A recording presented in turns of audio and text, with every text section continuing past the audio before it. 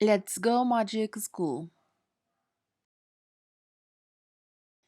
Hello, Ed and Emmy. How are you today? Fine, Mr. Magic. How about you? Pretty good. Today is a big day at the Let's Go Magic School.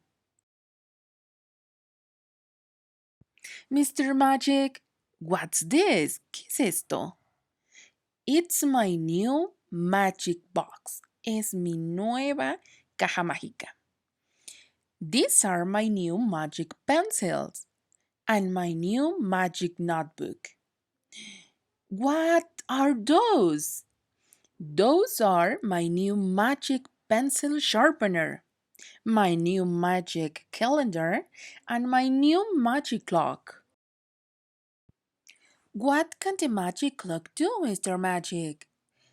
Hold the clock, detén el clock, y di el alphabet and say the alphabet backwards, hacia atrás. Z, Y, X, W, B, U, T, S, R, Q, P, O, N, M, L, K, J, I, A, G, F, E, D, C, B, A. Mr. Magic!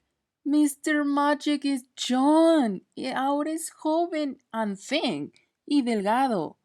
I like this magic clock. Mr. Magic, me.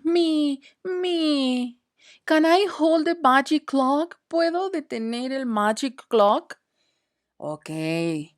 Now it. Say the alphabet forward. Ahora di el alphabet hacia adelante. A, B, C, D, E, F, G, H, I, J, K, L, M, N, O, P, Q, R, S, T, U, V, W, X, Y, and Z.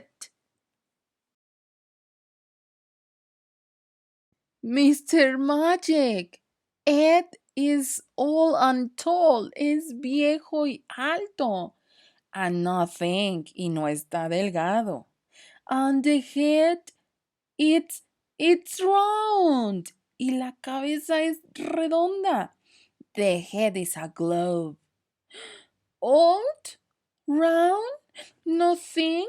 A globe? Mr. Magic. Ed, are you okay? Oof. Thank you, Mr. Magic. Mr. Magic, can I hold the magic calendar?